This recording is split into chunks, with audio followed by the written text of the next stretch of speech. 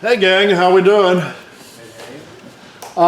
First of all, I want to put a plug in for any of the mulberry wood that Mel still has that he's giving away or putting into raffles or anything like that. This is a vessel in progress. It turns beautifully. It does have a tendency to crack, so this one was turned pretty thin and it has distorted just a little bit, but it's still got a ways to go. I'm going to let that sit around for another month or two before I even think about doing anything else with it. But if you happen to get a piece of that wood, just know that it does turn beautifully.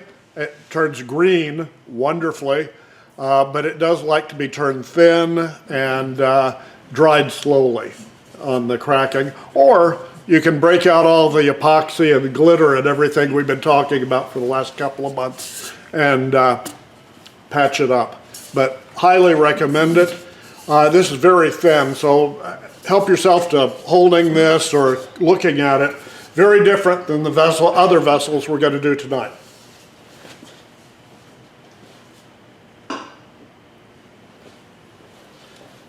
Now I'm going to show you 2 or 3 things, but I'm going to show you my gadgets first, okay? This is really high-tech stuff. First is this. You know what this is? Gaffer tape. Looks like duct tape, it's not. It's gaffer tape. Big difference. This is a fabric tape. I use it a lot. It's extremely strong and it's sticky. It will hold almost anything, but the glue doesn't stay on the thing that you're sticking it to. So you can stick this down and it comes off clean. You can put this whole thing together with it if you wanted to, and it would be very, very sturdy. But I use it a lot on the lathe to hold some pieces together. If, for example, you're turning an old fence post and you want to hollow it out, but it's cracked and rotten and everything else, you can take some of this duct tape and put around both ends of it and turn all you want, and it will hold it together. And it's a lot better than the transparent packing tape and other stuff that you see people trying to use. So pitch for gaffer tape. Question? You call it gaffer tape and then you turn around and say duct tape. So is it sold under gaffer or? Gaffer, G-A-F-F-E-R, gaffer. And those are the guys that work on lighting and sound stages and productions like that. This is what they use in the theater or for concerts and stuff to hold all their crap together. And you can buy it in 2 or 3 colors, but the black is the easiest to come by, and it's not the cheapest stuff in the world, but it is worth it. Available. You can order it online. Amazon is a great, if you don't want to have to haul out to your theater supply store or something like that. The second thing I'm going to show you, parts is parts. Y'all know what this is? These are parts of a reverse rubber chucky. Now I've talked about rubber chuckies before and everybody said, well, that's kind of fun. But this is a good kit. This is a solid piece of aluminum, threaded aluminum. It's got the Morse taper on the bottom. It goes in here like that. And then your turnings can go into this so that this piece right here fits against the bottom. Inside, you bring the tailstock up and you're putting no pressure at all on the rest of the vessel. And then you turn this thing up to come up even with the mouth, and that stabilizes the whole thing. And so if you've got a round hollow form or a long form like this little rascal is really useful. And I've got extensions to make it longer if it needs to go longer. Okay, and I'm going to use this a little bit tonight, but you can get stain on it, finish on it, and it all pops right back off. This one has a flange or a tenon on the bottom. It can mount in the chuck. So you can mount either a Morse taper or a chuck mount right there.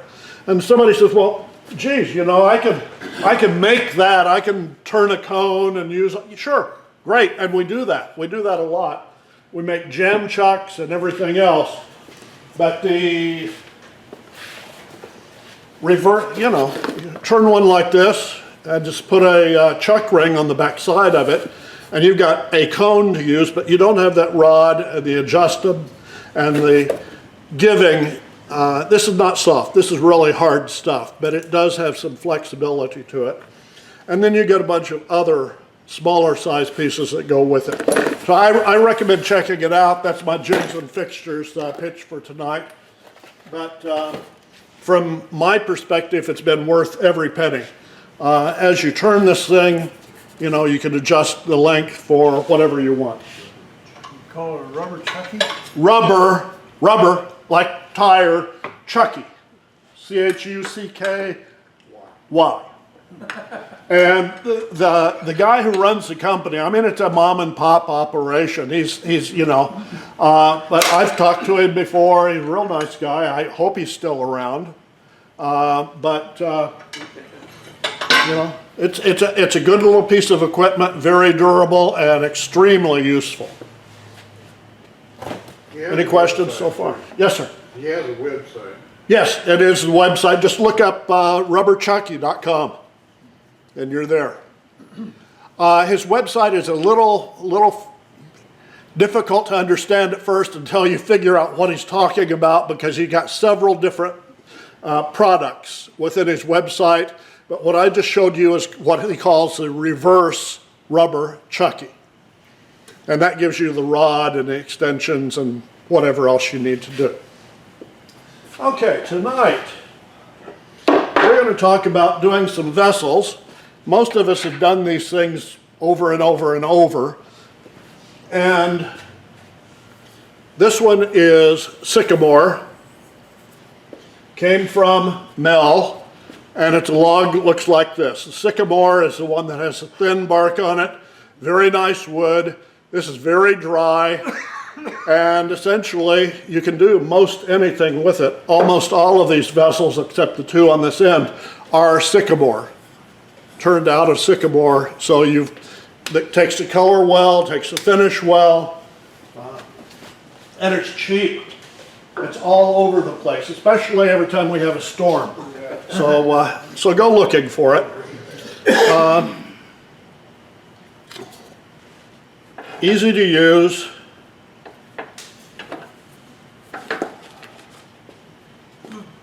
Like so.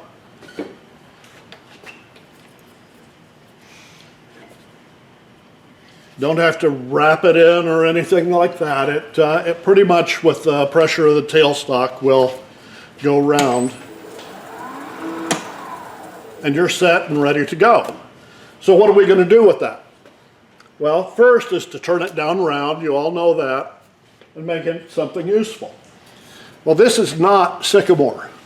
This is a chunk of poplar that I got here from Jeff this week. Poplar is good wood because it's cheap, readily available. Very few people are allergic to it. So if you're going to be doing demonstrations and things like that, poplar is a good choice.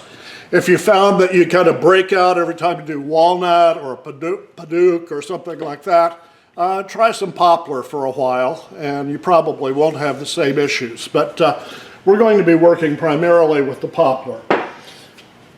We can start with the log, or you can start with the blank. Poplar. Poplar. I like to have it square. Makes life a lot easier. And then turn a tenon on the bottom of it. And then what we're going to do is drill out a little bit of the other end. So let me show you how that works. Imagine this all turned down to this.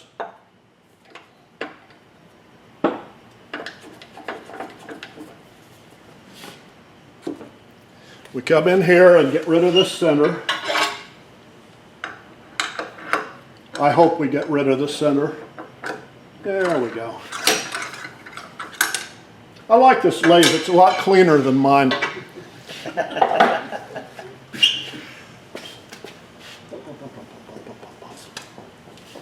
You ever put something down and not know where you put it?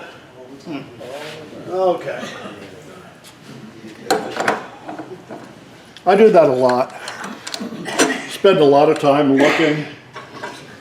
Even when people say, well, it's easy, you just have a place for it and put it in its place and make sure it's always there. Yeah, sure. Then I try to remember the place.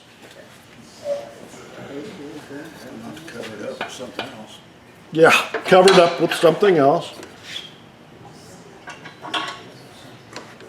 Now, we've rounded up our log. We've rounded up our square of poplar or walnut or cherished heirloom maple that we've gotten from somebody, or even these blanks of maple that we're handing out right here work the same way. Nice and tight.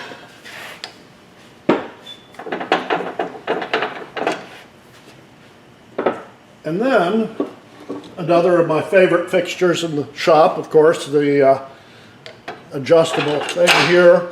Now this bit, the size of it doesn't make a whole lot of difference. A Forstner bit on the extension works well. These work well. You can get one that's a little bit bigger than this. You can get one that's longer than this. You'll learn to deal with it, right? But what this is going to do is drill all the way in so that we're only going about this deep on this one vessel. Now why? Isn't that cheating? Aren't woodturners supposed to hollow out all their vessels and everything else? Yes, except if this is hollowed out completely, it has no weight at all. There's nothing there. It's just like air, like that one down on the far end. And you put something in it, guess what? Boop, it turns over. It has no stability. So what we're doing is building some natural gravity, stability into every vessel. It's a bonus. They will pay more for this. Okay? You have this on your table, they lift it up, they say, hey, this is good, I want this, I want to take it home. It feels good. It's about right. Because what we do is take a lot of the weight out of the top of the vessel, then it's bottom weighted. It's not like it's going to topple over. And as we get into this, please come up, handle these, feel them, see what we're talking about. But what we're going to do, my favorite lathe speed for drilling,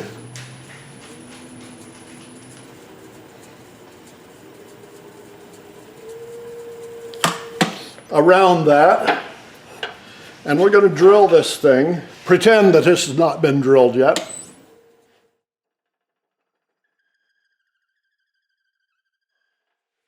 And that's all that there is to it. We haven't made a lot of sawdust, just a lot of squealing that the neighbors may complain about, but what do we care?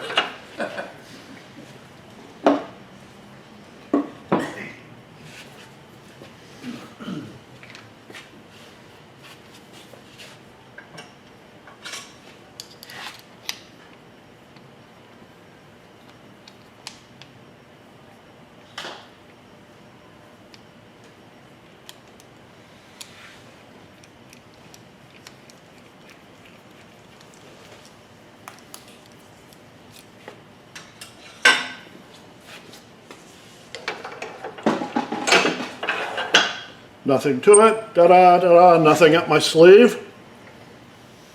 Not too tight. You know, a lot of us tend to tighten these things way too tight and we get too much pressure on the piece that we're turning.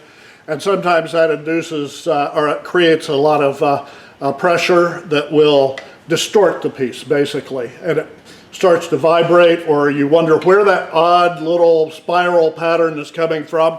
It's because we tighten stuff down too much. Oh, another gizmo gadget that I like. Piece of MDF. It was scrap. It was left over from a bowl bottom or something. But just a Forstner bit.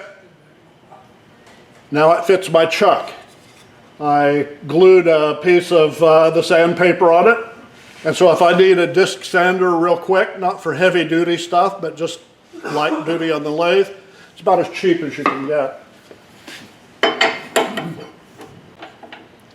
Now, what we've got is a blank that's been turned round. What I want you to imagine is that you've already now done 10 of these identical.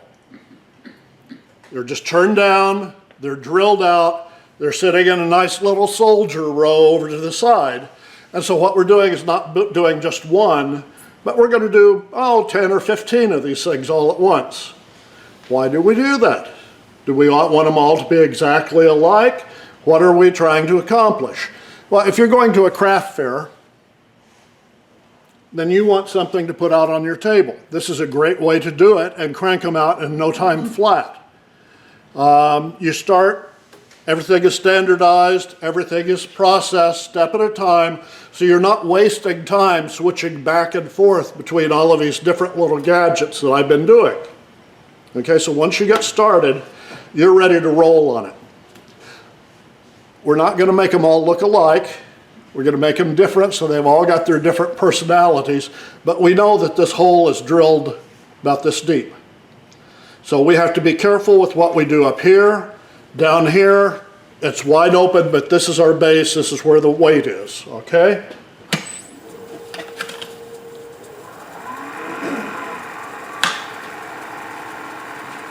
Face guard. This is my summer face guard. I like it. It's probably not a lot of protection, but I feel better because of it. And I can actually breathe and it doesn't fog up, so who knows?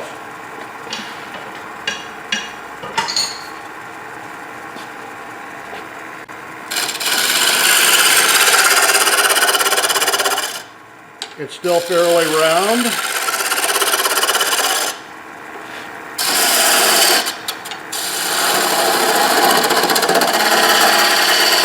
And right now I'm using my all-purpose bowl gouge on this, simply because my bowl gouge is my favorite go-to tool primarily. I have some bad habits. I let my elbow fly away from my body. Everybody says, oh, keep your elbow in. I understand that. Do I do that always? No.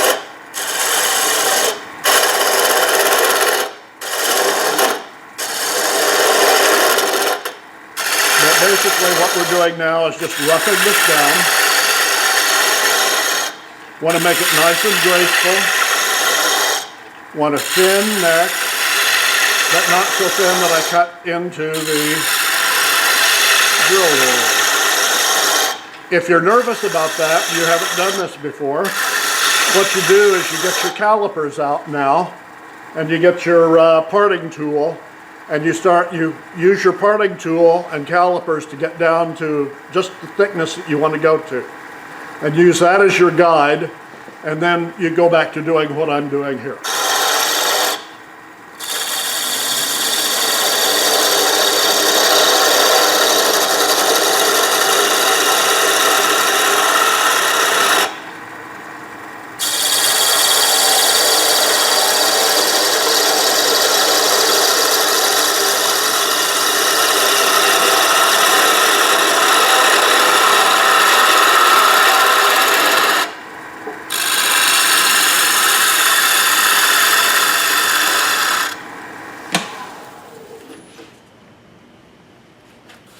That's pretty good. Is it perfect? Probably not. Could I make it better? I might. And let's pretend, okay, I've got that done about where I want it. Skew chisel. I don't have a handle on this. If I want a handle, I've got one. But we're just going to use it like a negative rake scraper. And I'm going to take it over this and just take out the tool mark. Now, if I'm working on a masterpiece, one of a kind, I might spend a whole lot of time working with my spindle gouge and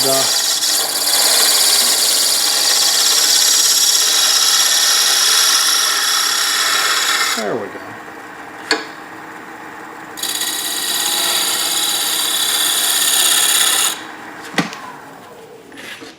Okay, there's our shape. What do we do now? Well, poplar has a tendency, if you can see this, I don't know if you can, but to kind of tear out, especially when you're using that skew or scraper or something like that. It's going to tear out pretty easily, but never fear. I have here also Turner's best friend. Let's see, 180, 120. Let's just do a quick 120 on this.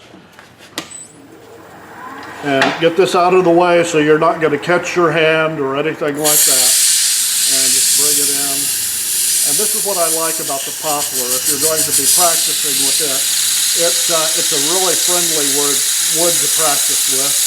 It sands easily, finishes up pretty nicely.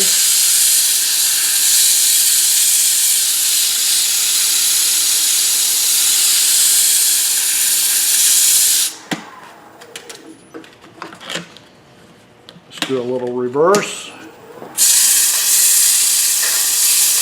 because you know the poplar grains start going the same direction you're sanding, so you want to reverse this out to help get a smoother finish. And we're still just in 120.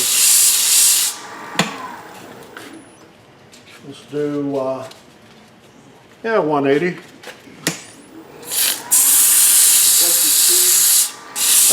That's about 900. I usually cut it down below 1,000 when I go to sand. Lots of times, if it's a larger piece, I'll drop down to 400 or so.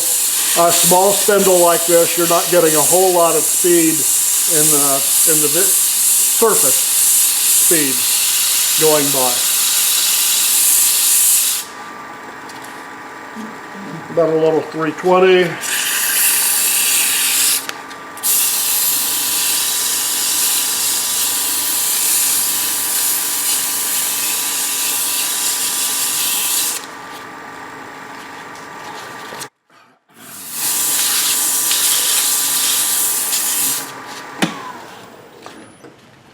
Okay, and basically we've got the vessel ready to go, huh? Well, what else do we need to do with it? Well, up here we've got this from where we bored it down to where we've turned it, and you should be able to see that over there. About 3/4 of an inch of material. We can handle that a lot of different ways, but what I'm going to do is turn it in so that it matches the shape of the flute going in. I can do this the dangerous way, or I can do this the safe way, but I'm going to show you the safe way because I want to get this other piece of equipment out here and play with it, all right? This is a steady rest, and this steady rest is probably way overkill for this little vase, but it drops down in there. This is Carter and Sons Steady Rest. It's probably not the best on the market, but it's awfully good. It's also not the cheapest on the market, but there are several that will cost you more. And essentially what I'm going to do is bring these down. I don't want a lot of pressure on this, because any steady rest that you're going to be running for a while is going to put some pressure tracks on the piece that you're working. You'll never see them until you get the finish on them.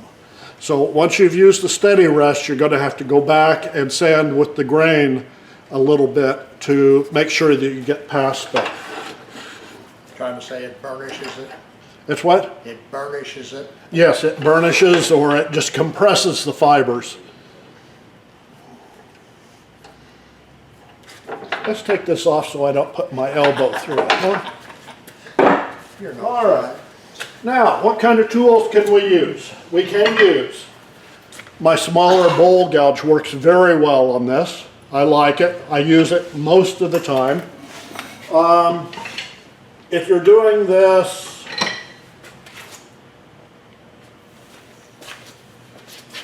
there we go. With small tools, this is a great small tool. I like the one with the square, the roughing gouge. Let's go the other way. It cuts better that direction. And essentially what you're going to come in and you're going to nibble this down from the inside. And you see the rim begin to, you don't want to take too much, a little bit at a time. and just follow the line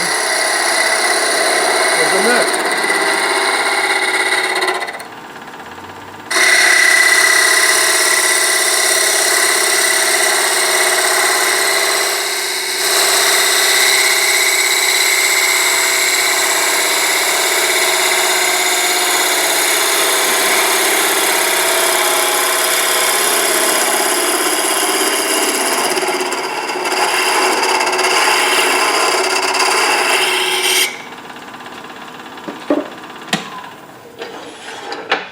Okay, again, that's pretty good.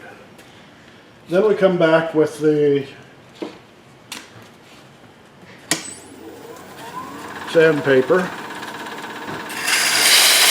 I really like this foam back stuff. Sure. You choose the thing you don't really like.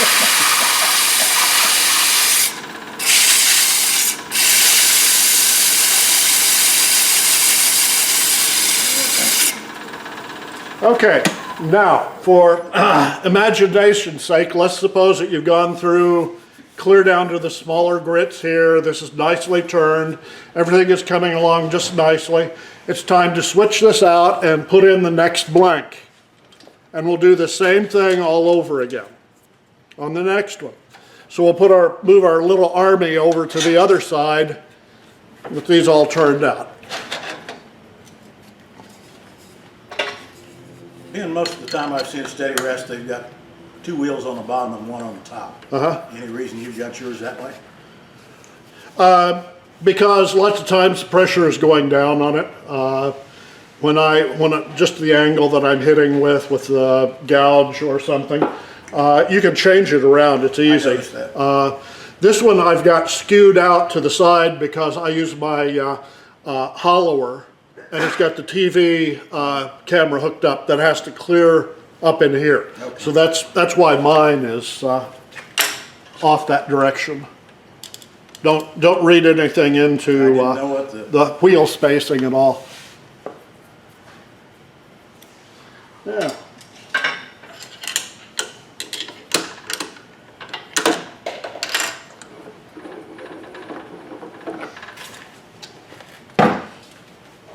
I told you we have rubber chucky in several configurations.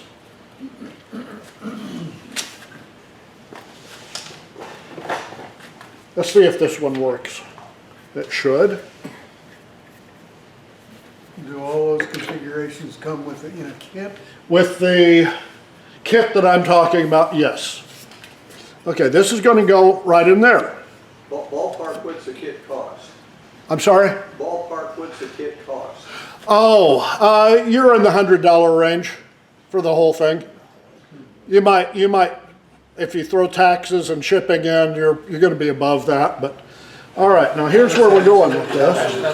I just looked it up on the site, man. How much? Less than For the one with the arbor is $89. Great. It's a bargain. Okay, now what we're going to do is turn this around like this.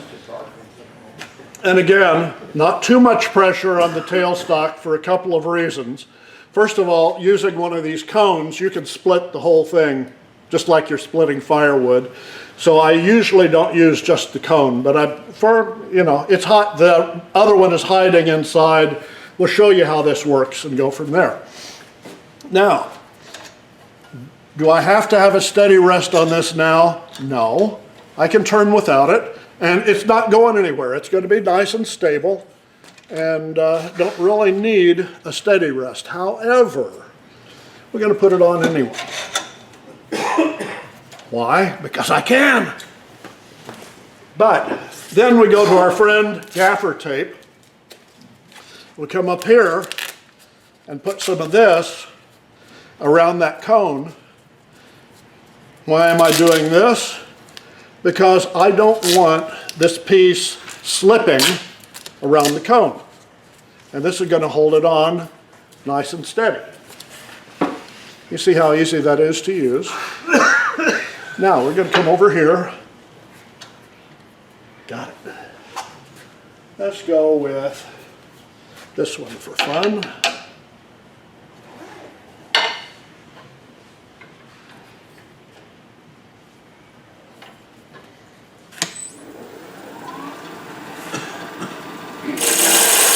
Now remember, you've already done 10 of these. You got them waiting for this treatment right here.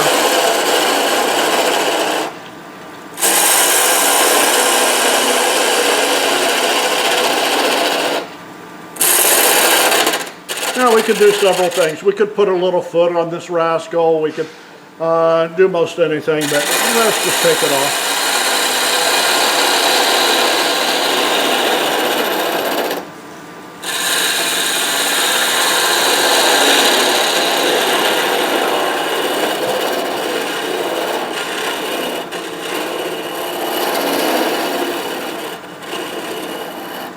Like so. You doing all right? Now, supposing I don't like this, guess what? It's steady. It's locked in up here. It's not going anywhere. The steady rest is holding it. Got no vibration working over here. So if I really want to come in with any kind of another tool and gently, you don't put a lot of pressure on these things, take it off. Well, that was fun. Let's go back to Mr. Bowl Gouge. Gently. Get a feel for it.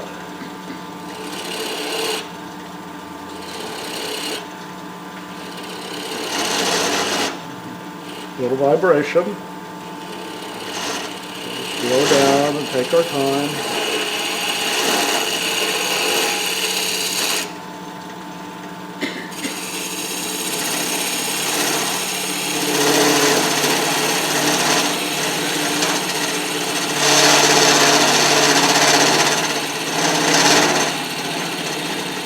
Now this can be done if you don't like the vibration and everything. Keep the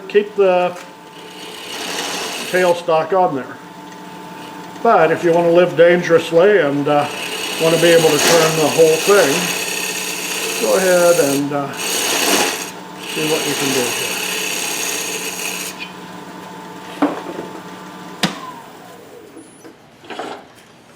That's not bad. If I wanted it a little steadier, I could move the steady rest out this so it doesn't have quite as much leverage right there. And this would be even steadier.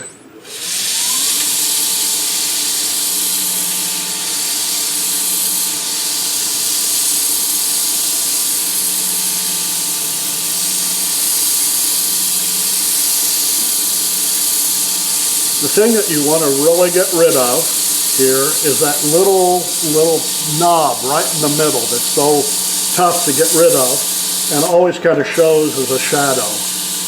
So if you're looking for a guide as to whether we're being successful, get rid of that little knob and you're in great shape. Sometimes you need to come in and go not just on the lathe, but do a by hand process. And let's suppose that I've sanded it on down to my 400 or whatever heck I'm going to be doing. And let's come in with a little detail tool. Okay, and with this detail tool, what I want to do is make sure that I don't point it up. It has a tendency to catch. So it's going to come in just a little bit down area. And whenever you do bottoms of vessels, you really want them to look like you planned it, like it's not just the leftover of the mill work or something like that. So that's why it's important to do the bottoms. With some sort of a pattern, something that's distinctive to you. I use a little pattern ring on most of my stuff that I call kind of my turning signature. You could come up with something that's pretty easy to do, but let's see what we can do here just real easily with this.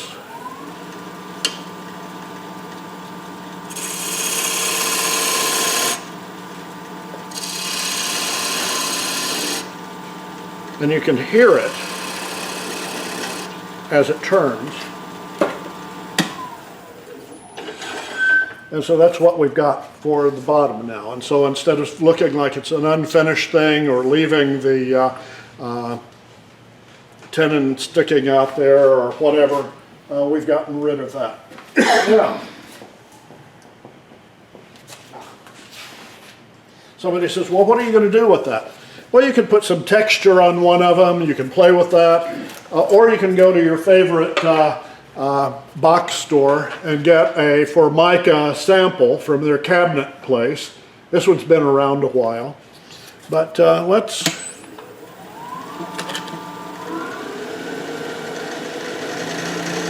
see if this will work.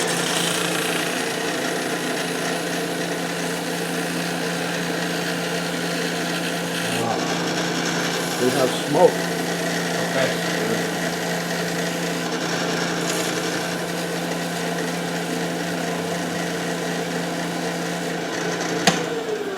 How fast do you run it? That one was, I don't know, it's whatever it feels good. That's 17. But on that little tiny spindle, that's not much speed. All right, well, let's see if the gaffer tape is working. By golly, look at that. That's dear duct tape to work the same. And there's our vessel. Okay. Now, that's just the start because we've got 9 more to go. What are we going to do with them? Do they all have to look alike? Of course not. Are we all starting from the same blank? You betcha. So, what we got? Let's change it up a little bit. Same blank. Let's just give the neck a different treatment, a little different treatment here. And I've drawn in, maybe I'm going to do some wood burning or carving on this one, some flowers and things like that. Check it out. Here's another one, real similar to what we just did. I'm going to keep this one up here for right now. I know what my wife would do with that. Looks like a ball bat, doesn't it? Yeah. Rolling pin. Okay, here's one, had a little flaw in it. I think it's gorgeous. It's just waiting for something in there.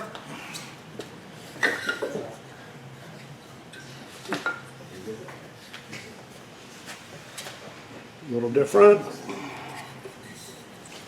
You know how long it takes to turn one of these things? You just saw it. How long is it going to take you to do 10 of them, just alike, when you got it all organized? 10 times that. 10 times that, which is about 20 minutes, maybe, Probably per, less than that once you get going. faster than that once you get going. You better believe it. You don't go any bigger on the inside other than just your drill bit, huh? No, sir, I don't, and I'll show you why in a minute. You can. If you want to stick your carbide tool way up in there and try to hollow it out, that's fine. But my question is it worth the effort for this particular project? Now, if you're going for something that really needs to be hollowed, let me show you this one.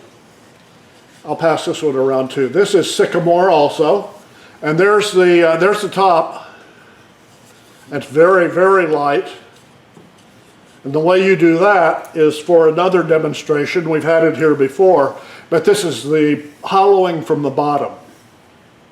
Okay, so you cut a plug and then you hollow it out and then put the plug back in and turn it down. That's cheap, isn't it? Yeah. And what size is your drill bit? What is it, about 3/4 of an inch? Yeah, I think it's about 3/4. And then I got to a little short blank, so this is the baby. Question, Ben. When you did this one, did you turn the outside first and then try to do that? Or did you hollow it out and then? I turned the outside first and then finished the inside. How'd you hold it? And then turn. I'll show you. I thought you'd never ask. Oh yeah, I come here to learn something.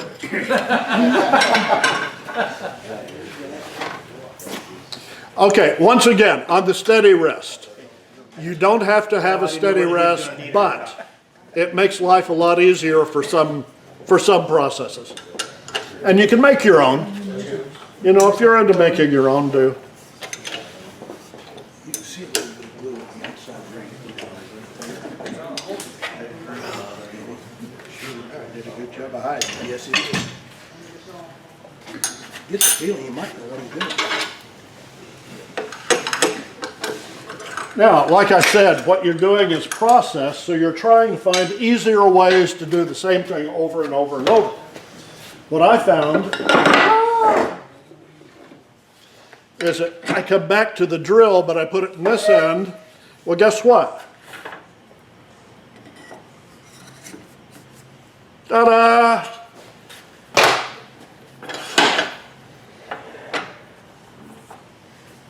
Like so. Little gaffer tape.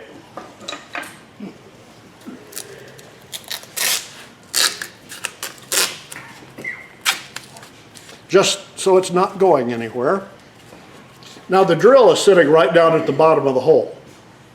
And because I finished the top, I've got maybe this much shorter than it used to be. So there's a gap between the top of the drill chuck, but the drill bit is right down against that. So basically I can turn this solid as a rock. It's not going anywhere. And the other 9, boom, boom, boom, boom, and you're done. Does that make sense? Okay, let's try something else just for fun. How are we doing on time? We're getting close. We'll discuss shop fixtures. Some of you have seen this. Mel did a real nice job coming out to my shop and doing a video on it.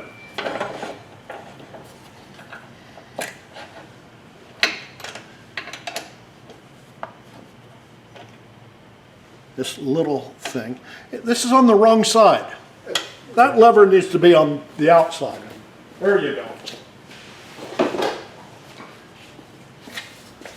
Now, is there another electric plug up here somewhere? Yes, I see it. I see it. We're good.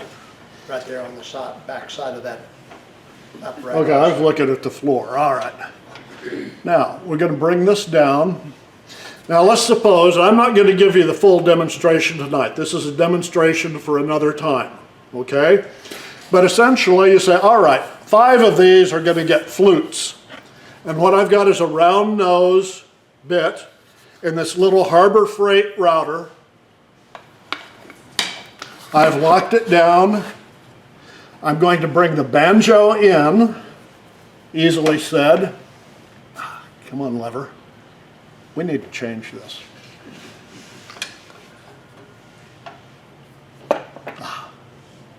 We bring it in like so. And if I were to start routing, that's going to enter right there and exit down here. So you get your entry and exit points that you want. And how deep it's going to go is about that much. And you're going to use either your wheel that's inside of your lathe, the indexing tool in the lathe, or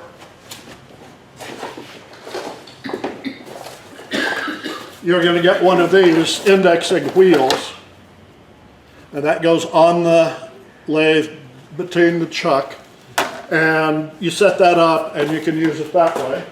Or if you don't like conformity, you can do them at random places. You can do them non-sequential. I mean, you could do 3 on one side and that's all, anything you want. This is just a texturing device. It's, you know, you're going to use, but it's very impressive if you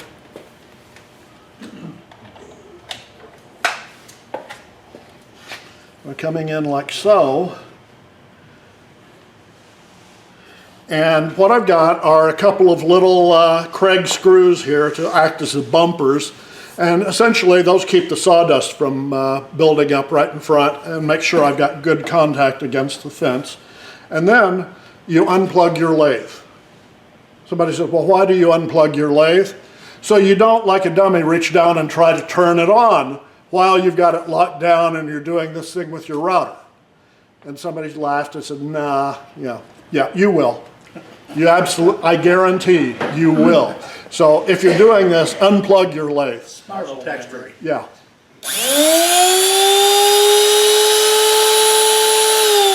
not a fancy router, but it's a very effective router. Little sucker does good work. Now, jump ahead. I've already done all this fluting. Here are the flutes. This is a piece of poplar. Now you can use any bit that you want. I've got a round nose in here. That one is done with a round nose. You can do the pointed angle, whatever you want, but be creative. This sled, it's just a piece of plywood, a couple of little cradles for it, and some aluminum strapping across the top. Why? You want it in jail. You don't want it bouncing around every place. This, more plywood with a post, tool post in the middle. My first one was a wood post. It had a little bit of flex in it, didn't like it as much, went to the metal. You could probably do this with the black pipe or something else that's metal. You can do that. But what we're going to do then is just around this vessel, however many times you want, from one here to there, and you get that fluting. Any questions? You turn the lathe on. Yeah, turn the lathe on. You know, you want to see that. Actually, I was wondering what would happen if, you know, you had the lathe going and you're being gentle and it should be fine. Should be absolutely, but I'll let you try that, okay? You better try it, I think. Left as an exercise for the. So I just want you to, I want you to be thinking creatively about stuff that you can do. But once again, very simple cradle. Nice simple little table held together with high dollar C-clamps from guess where? Harbor Freight. And that's about all there is to it. If you want to see this, come take pictures of it after I'm through, and you can make your own if you want. I got a piece of plywood that's just about made for that.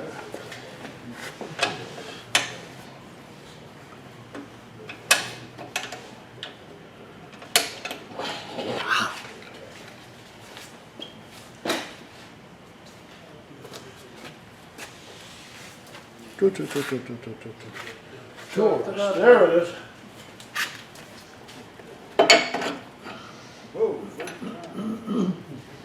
Okay, we come back up here. We say, all right, what are we going to do? How about we come to our favorite detailing tool again.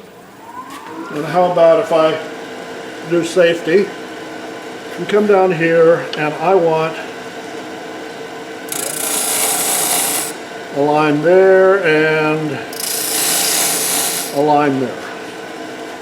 Okay, hey, that's pretty cool. Get our handy little wire burner. Guitar string is fine. This is just cheap wire off of the roll. Do not wrap your fingers around this wire.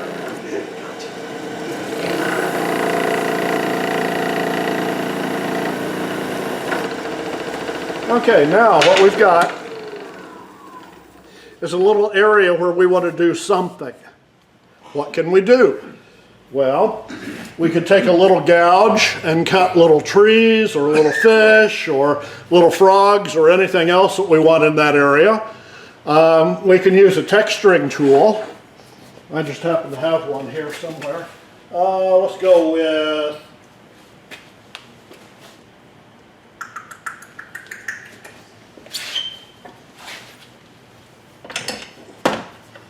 this one will do. This is a Sorby texturing tool. This one I call a spur. It's the one with the points.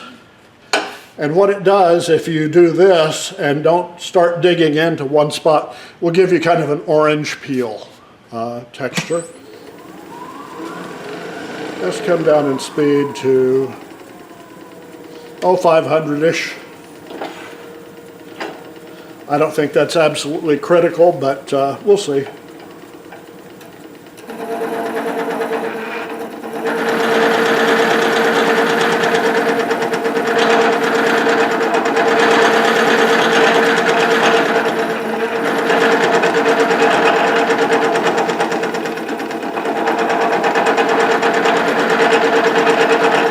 Now, the longer you do this, I'm not putting a lot of pressure on this. It's pretty much just spinning with the wood. the longer you do it, the more texture you're going to get, or the odd patterns that you start to get. I'm going to leave it so you can see what it's doing here. If I kept working on this, it would even out and you'd have a nice orange peel effect all the way around. But for now, wood burning, how that would work.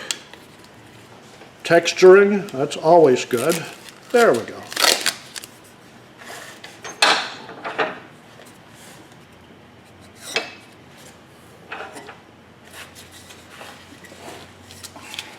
And again, not much else to it, okay? Would you have been able to turn the bottom off using the drill bit and the tape? Yeah, exactly like I did before. I would just leave and turn the bottom off right here. Any other questions? Is that how you did that little one with the drill bit in it? That's it. Nice little drill bit, leave it in there to just keep it stiff, and then wrap the gaffer around it to keep it from sliding off. How do you do the little, on the top, how do you do? Good, thank you for asking. Bird's mouth. You remember my disc here? You're gonna put that there. You say, that rim offends me. Zzz, take it off. Okay. Flip it around zzz, until you get the shape you want. If you don't like it, you could keep taking it off until you get a little stubby vessel. But that's it. That's it. You can mess with saws or anything, but that's too dangerous. Just a regular disc sander and take it down to whatever you want. You know, you could round it up if you want and have some sort of modern type look. The next thing that you have to do is finish these things. Finish it sanding down to whatever you want. Sanding sealer, with poplar especially, you'll need the sanding sealer. Before you do that, any of the dye or stain or anything else that you want on there, and then whatever type of finish floats your boat. I'm partial to the Minwax rattle can stuff right now, lacquer. It's beautiful, gives a great finish. Some of the poly stuff is wonderful, brush on, spray on, tongue oil, whatever you like. Find something that goes with the wood and gives you the effect that you want, but think process. You want 10 of these, but you don't want them identical. You want to be able to put up a display that somebody's going to walk by and say, look at all the things they've got. I want a set of 3, not just 1. And that's what you're shooting for. Okay? Did you put the dye on before you put the sanding sealer on? Most of the time, yes. And I found with the leather dye, if I'm using that, 2 coats is usually about right to give you a good smooth coat, but part of that depends on the wood. Okay? Now, we're going to play a game between now and next time. All I have are those that I passed around, plus a few blocks up here. If you want to play with one of mine, take it with you tonight. Bring it back next time. And you can put it in the display back there, okay? If you don't want to go with one of those that I turned, I do have a couple of other blocks, or make your own, dadgummit. Just glue one up, multicolor, you know, little laminations or whatever you want. Be creative. Or go chop your own tree. I recommend dried, seasoned wood for this particular project. If you do green wood, it's going to split. But you might want it to split. Be creative. And this one is very heavy. This is walnut. It's done exactly the same way. Just a Forstner bit drilled down to about there. But there's a lot of wood in this side. You can make it any size you want. And if you want to go to the miniatures and not invest too much, you got some little ones done with exactly the same process, just a smaller drill bit. Okay. Yes, Mel. Okay. Here's a very small, done exactly the same way as the others. The finish on this, I believe, is just wax polished. This is beautiful wood to finish. And the bottoms of these are left plain. And you say, oh, well, that's nice. How did you do that? Well, I put a little sanding disc into this.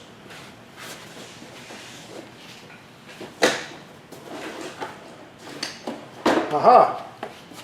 Like that. In there, and polish the bottom and get it concaved and nice and smooth, and it finishes out beautifully. But make the bottoms look purposeful. You need a purposeful bottom. Any other questions? Are they like bud vases for the youth? Yeah, politely we call them weed pots or bud vase. I would suggest that these are delightful gifts if you're going to somebody's house and you just want a little something to say, hey, you know, I like you. One or two of these or a little set of these are a great gift. Or if you're already working on Christmas, this is not a bad way to go. Or any of the other ones. The ones that are variegated up here, I put the stain on, then sanded the stain off until it got to the place that I wanted to stop. And then I put the finish on top of that. Is that what gives that? But it gives you some variety. It lets you play with finishes. It lets you show off your skills and have a lot of fun. Anybody else? Questions? Yes, sir. Your one tool you used didn't have a handle on it. I'm sorry? The tool you used didn't have a handle on it. Negative record. Oh, yeah, okay. Let me show you. I've got it. See, I made handles for those tools. And they're very good handles for the size of this tool, if you want it. But for that little project, I really didn't, this is kind of overkill. And this had enough weight to it that I just use it like that. But it's one of those. Or the reason I ask, I know people made tools out of old files, and that's a bad thing. Your thing grabs in a lathe and put it thing right in your hand. Yeah, this one is polished steel, so I'm not too worried about rough edges or anything on it. Okay. But yeah, I have the whole kit. But Good job. thank you all.